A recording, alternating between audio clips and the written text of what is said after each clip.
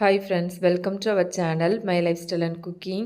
First time பார்க்குறீங்கன்னா subscribe பண்ணிவிட்டு பாருங்கள் ஃப்ரெண்ட்ஸ். நம்ம இன்றைக்கி பச்சை மிளகா வச்சு கொஞ்சம் டிஃப்ரெண்ட்டான ஒரு ஊறுகாய் ரெசிபி தான் பார்க்க போகிறோம்.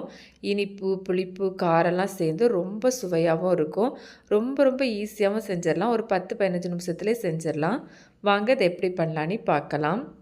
இது செய்கிறதுக்கு ஒரு 200 கிராம் போல் பேரிச்சம்பழம் எடுத்துருக்கிறேன். கூடவே ஒரு 15 பச்சை மிளகாய் எடுத்துருக்கிறேன். பேரிச்சம்பழம் விதை உள்ள பேரிச்சம்பழமாக இருந்தால் அதில் இருக்கிற விதையை எடுத்துட்டு இந்த மாதிரி நீளமாக வெட்டி எடுத்துக்கோங்க.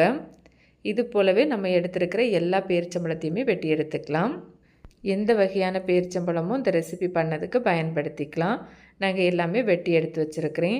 அடுத்ததாக நம்ம எடுத்துருந்தோம்ல பச்சை மிளகாய், அதோட காம்பை எடுத்துட்டு நல்லா கழுவிட்டு தொடச்சிட்டு இந்த மாதிரி நீல வாக்கில் வெட்டி எடுத்துக்கணும். கூடவே ஒரு நெல்லிக்காய் சைஸ் அளவு புளி தண்ணியில் ஊற வச்சு எடுத்துருக்கிறேன். இப்போ ஸ்டவ்வில் ஒரு பேன் எடுத்து வச்சுக்கலாம். இதில் ஒரு 2-3 டேபிள் ஸ்பூன் போல் நல்லெண்ணெய் சேர்த்துக்கலாம். நல்லெண்ணெயில் செய்கிறது தான் ரொம்பவே நல்லது. எண்ணெய் நல்லா சூடாகி வந்ததும் இதில் ஒரு அரை டீஸ்பூன் அளவுக்கு கடுகு சேர்த்துக்கலாம். கடுகு இது போல் நல்லா பொரிஞ்சு வந்ததும் கொஞ்சமாக கருவேப்பிலை சேர்த்துக்கலாம். இது கூடவே ஒரு 2 டேபிள் ஸ்பூன் போல் பூண்டு சின்னதாக வெட்டி சேர்த்துருக்கிறேன். கூடவே ஒரு டேபிள் ஸ்பூன் போல் இஞ்சியும் சின்னதாக வெட்டி இதில் சேர்த்துக்கலாம். சேர்த்துட்டு நம்ம சேர்த்துருக்கிற பூண்டு இஞ்சியோட அந்த பச்சை வாசனை போகிற மாதிரி நல்லா வதக்கி எடுத்துக்கலாம். இது செய்யும்போது ஃப்ளேமை லோ ஃப்ளேமில் வச்சு செஞ்சு எடுத்துக்கோங்க. இது போல் நல்லா வதக்கி எடுத்ததும் நம்ம ஏற்கனவே பச்சை மிளகா வெட்டி எடுத்து வச்சுருந்தோம்ல, அது எல்லாத்தையும் இதில் சேர்த்துக்கலாம். சேர்த்துட்டு இதையுமே லோ ஃப்ளேமில் வச்சு ஒரு 2 நிமிஷம் நல்லா அந்த பச்சை வாசனை போகிற மாதிரி வதக்கி எடுத்துக்கலாம். இங்கே நான் ஒரு 15 பச்சை மிளகாய் எடுத்துருக்கிறேன். நீங்கள் உங்கள் காரத்துக்கு தக்கன கொஞ்சம் கூட்டி குறைச்சி கூட எடுத்துக்கலாம். அது மாதிரி நம்ம எடுத்துருக்கிற மிளகாவோட காரத்தை பொறுத்தும் நீங்கள் கூட்டி குறைச்சி சேர்த்துக்கலாம். நான் இங்கே பச்சை மிளகாய் எல்லாத்தையும் நல்லா வதக்கி எடுத்துருக்கிறேன். இது போல் நல்லா வதங்கி வந்ததும் ஃப்ளேமை ஆஃப் பண்ணிடுங்க. ஆஃப் பண்ணிவிட்டு நம்ம இதில் மசாலாலாம் சேர்த்துக்கலாம். இது கூடவே ஒரு 1/4 டீஸ்பூன் அளவுக்கு வத்தல் பொடி எடுத்துருக்கிறேன். இது காஷ்மீரி வத்தல் பொடி தான், நான் கலருக்காக தான் சேர்த்துருக்கிறேன். நீங்கள் உங்கள் காரத்துக்கு தக்கன சேர்த்துக்கோங்க. கூடவே ஒரு 1/4 டீஸ்பூன் அளவுக்கு மஞ்சள் பொடி சேர்த்துட்டு இப்போ ஃப்ளேமை ஆன் பண்ணிவிட்டு லோ ஃப்ளேமில் வச்சுட்டு நல்லா அந்த மசாலாவோட பச்சை வாசனை போகிற மாதிரி வதக்கி எடுத்துக்கலாம். அடுத்ததாக இது கூடவே நம்ம வெட்டி வச்சுருந்த பேரிச்சம்பழத்தை சேர்த்துக்கலாம். சேர்த்துட்டு இதையும் ஒரு 2 நிமிஷம் நல்லா வதக்கி எடுத்துக்கலாம். அந்த மசாலாவோடு சேர்ந்து வர மாதிரி ஒரு 2 நிமிஷம் நல்லா வதக்கி எடுத்துட்டு இது கூடவே இதுக்கு தேவையான அளவு உப்பு சேர்த்துருக்கிறேன். சேர்த்து நல்லா இது போல் கலந்து எடுத்துக்கலாம். இது கூடவே நம்ம ஏற்கனவே புளி ஊற வச்சுருந்தோம்ல, அந்த புளியோட சாறை இதில் சேர்த்துக்கலாம். சேர்த்து நல்லா கலந்து எடுத்துட்டு இது நல்லா நமக்கு கொதித்து வரணும். நல்லா கொதித்து வர டைமில் இது கூடவே ஒரு 3/4 கப் அளவுக்கு தண்ணி சேர்த்துருக்கிறேன். சேர்த்து நல்லா கலந்து எடுத்துக்கலாம். நம்ம சேர்த்துருந்த அந்த பேரிச்சம்பழம்லாம் நல்லா வெந்து வரணும், அதுக்காக தான் நம்ம தண்ணி சேர்த்துருக்குறோம்.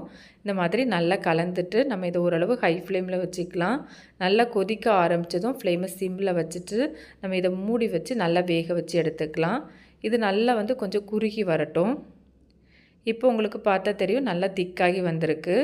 இது மாதிரி திக்காகி வந்ததும் நம்ம இதில் வெல்லம் சேர்த்துக்கலாம். நம்ம ஏற்கனவே பேரிச்சம்பழம்லாம் சேர்த்துருக்குறோம். இப்போ இது கூடவே ஒரு 3 டேபிள் ஸ்பூன் போல் வெல்லம் பொடிச்சு சேர்த்துருக்கிறேன். நீங்கள் கொஞ்சம் கூட்டி குறைச்சி கூட சேர்த்துக்கலாம் உங்கள் சுவைக்கு தக்கன. சேர்த்து நல்லா கலந்து எடுத்துக்கலாம். இது கொஞ்சம் கூட நல்லா குறுகி வரணும். அது வரையும் சிம்மில் வச்சு கலந்து எடுத்துக்கோங்க அப்பப்போ. இப்போ இது கூடவே ஒரு 1/4 டீஸ்பூன் அளவுக்கு காயப்பொடி சேர்த்துக்கலாம். சேர்த்து நல்லா கலந்து எடுத்துக்கலாம். கடைசியாக இது கூடவே ஒரு அரை டீஸ்பூன் போல் வெந்தயத்தை நல்லா வறுத்துட்டு இடிச்சிட்டு சேர்த்துருக்கிறேன். நீங்கள் பொடியாக கூட சேர்த்துக்கலாம். வெந்தயப்பொடி பெருங்காய பொடிலாம் கடைசியாக சேர்த்தா போதும், அப்போ தான் நல்லா வாசனையாக இருக்கும். இது போல் சேர்த்து நல்லா கலந்து எடுத்துக்கலாம். இந்த மாதிரி நல்லா திக்காகி வந்ததும் நம்ம ஸ்டவ் ஆஃப் பண்ணிடலாம். உங்களுக்கு பார்த்தா தெரியும் இது நமக்கு நல்லா கம்ப்ளீட்டாக ஆறி வரணும். நல்லா ஆறினதுக்கப்புறமா ஒரு ஏர்டைட் பாட்டிலில் போட்டு ஸ்டோர் பண்ணிக்கோங்க. உங்களுக்கு தேவைக்கு இதை பயன்படுத்திக்கலாம். இது பிரியாணி புலாவுக்குலாம் ரொம்ப சூப்பராக இருக்கும். ஃப்ரைட் ரைஸ்க்கு எல்லாத்துக்குமே நல்லாயிருக்கும். ரொம்ப ரொம்ப டேஸ்ட்டாக இருக்கும். கண்டிப்பாக இதுவரை பச்சை மிளகாய் வச்சு செஞ்சதில்லைன்னா கண்டிப்பாக ட்ரை பண்ணி பாருங்கள். இதில் ஒரு 2-3 டேபிள் ஸ்பூன் போல் வினிகர் சேர்த்து நம்ம இதை செஞ்சு எடுத்தோன்னா வெளியே வச்சே ரொம்ப நாள் வரை கெடாமல் வச்சு பயன்படுத்திக்கலாம். நம்ம இதில் எந்த ப்ரிசர்வேட்டிவ்ஸ் எதுவுமே சேர்க்கலை. ஃப்ரிட்ஜில் வச்சே பயன்படுத்திக்கோங்க. மாதக்கணக்கில் இது பயன்படுத்தலாம். ரொம்பவே நல்லாயிருக்கும். செஞ்ச உடனே சாப்பிட்றத விட அடுத்த நாள் சாப்பிட்றதுக்கு தான் இது ரொம்ப சூப்பராக இருக்கும். கண்டிப்பாக நீங்களும் இந்த ரெசிபியை ட்ரை பண்ணி பாருங்கள். ட்ரை பண்ணி பார்த்துட்டு உங்களுக்கு எப்படி வந்ததுன்னு மறக்காமல் கமெண்ட்ஸ் பண்ணுங்கள். ரெசிபி வீடியோ கண்டிப்பாக உங்களுக்கு பிடிக்கும். பிடிச்சிருந்தால் லைக்கோட ஹைப்பும் பண்ணிவிட்டு சப்ஸ்கிரைப் ஷேரும் பண்ணுங்கள் ஃப்ரெண்ட்ஸ். தேங்க்ஸ் ஃபார் வாட்சிங். பை.